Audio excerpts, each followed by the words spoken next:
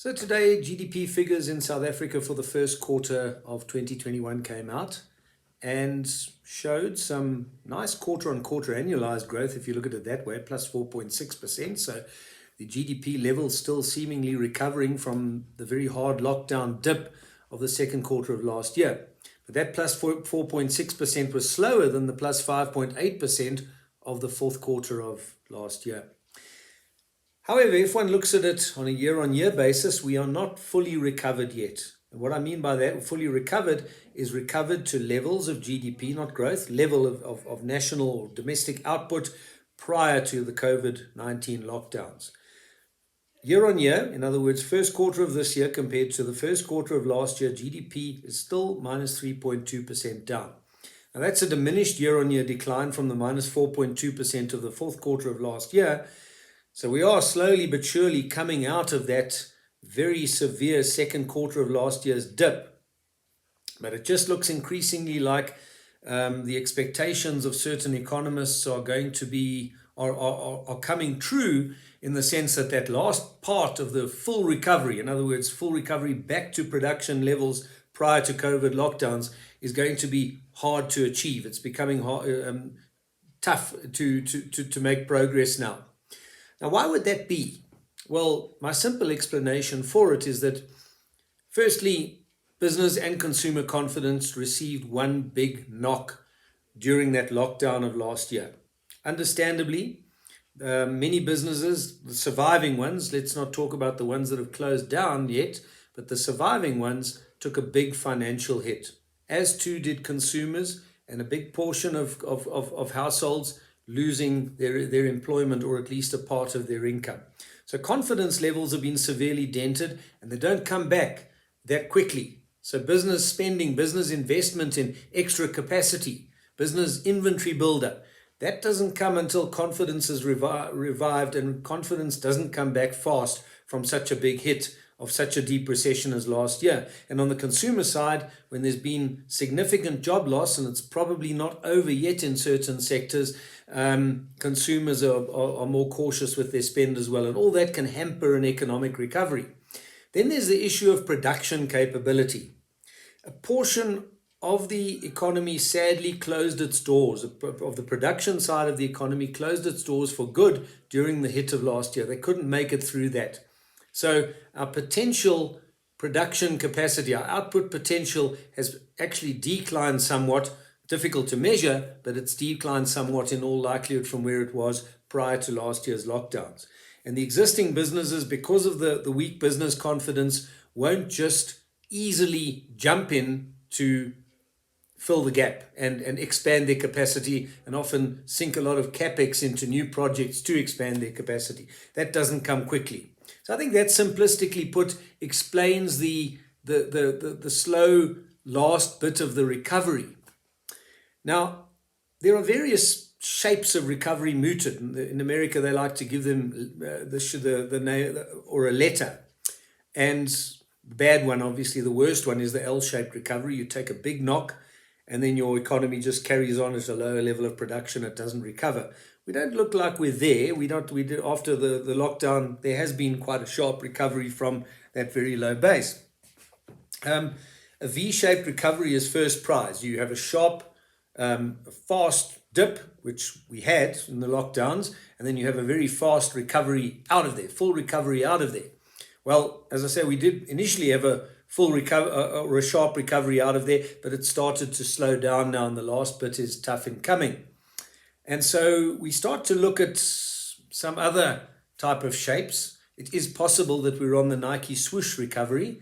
That's a relatively new shape that's been mooted, where you take the sharp knock because of lockdown, and then the recovery is just more gradual. But you're going upwards all the time, but it's more gradual out of there because of that hard knock and what it did to business and consumer confidence. That's still a possibility. We may be on that path. Hopefully we are.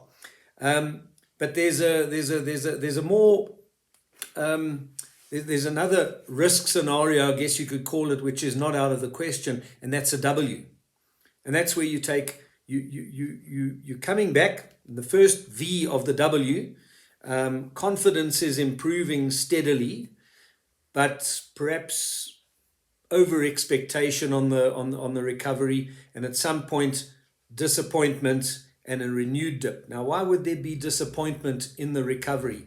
Well, it is possible that a portion of business is over expecting or over hoping, perhaps, in terms of sales revenues, bargaining or hoping for or depending on a full recovery in their sales volumes, their revenue volumes, to survive. In other words, they're on the margin. They haven't closed down during the deep recession of last year, but are depending on a full recovery. If that doesn't come quick enough, a portion of them starts to close their doors. That's a possibility. And then you get this renewed deterioration in confidence and renewed a second dip in the second part of the W. That's not out of the question. Businesses that are consumer facing, hoping for full recovery in consumer demand. But if you look at employment numbers, in the first quarter, employment's still 8.5% year on year down. So will consumer confidence and consumer spend recover fully back to pre-COVID levels? Perhaps not as easily as what we hope for. And that can then cause disappointment for consumer-facing companies who'd hoped for this in order to make it through this tough period. So the W is not out of the question. And a final one that is mooted too, and actually quite widely expected. The CFA Society globally did a survey of their members not so long ago, and it's the K-shape. Widely, a lot of people expect some sort of K-shape. What that is, it's the two arms of a K. That's the recovery, where certain sectors of the economy recover steadily out of this recession. Others don't. They stay in some sort of stagnation for a lot longer. That's the lower arm of the K. Now, we do have elements of that here up until the current period. So far, if we look back from second quarter of last year's dip to now, an economy recovering at very different speeds. What am I referring to? Well, on the one hand, there's normal retail, groceries, food, shopping, pharmaceuticals, healthcare. That didn't get impacted too badly through the lockdowns of last year. A very impressive recovery came with home-related spending, hardware, paint and glass products, home appliances, furniture. Very strong recovery after the lockdown of last year. Why? Because the home has become more of a focus, I believe. Many of us don't just sleep here anymore. We work here, we educate kids here. The home became a lot more important. So buying a lot of stuff for the home made absolute sense. And those sectors recovered very strongly and very quickly after lockdown. Then there's another part of retail that didn't. Food retail, entertainment in the malls, the cinemas, for instance, battling to recover, still plagued by social distancing requirements, still also plagued by the big financial knock that consumers received. What do they cut back on quickest when they receive a financial knock? Well, it's probably eating out, it's probably entertainment spend, it's probably tourism spend. And speaking of tourism, that's another sector that's possibly in the lower arm of the K, and that's the hotel, well, the tourism sector in general.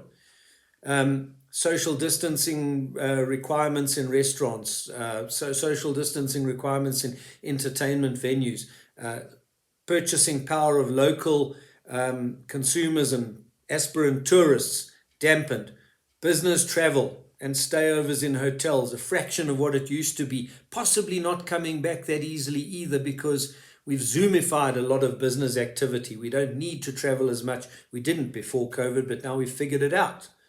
And then, of course, there's foreign tourists who have been a significant part of tourism spend in this country, and they're still restricted from coming here, not to mention that it'll take a lot to get their full optimism back.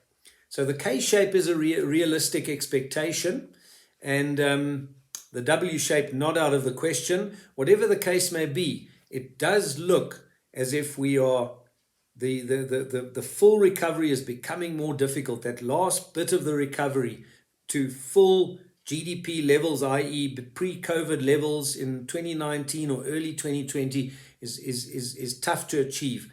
I think we understand why.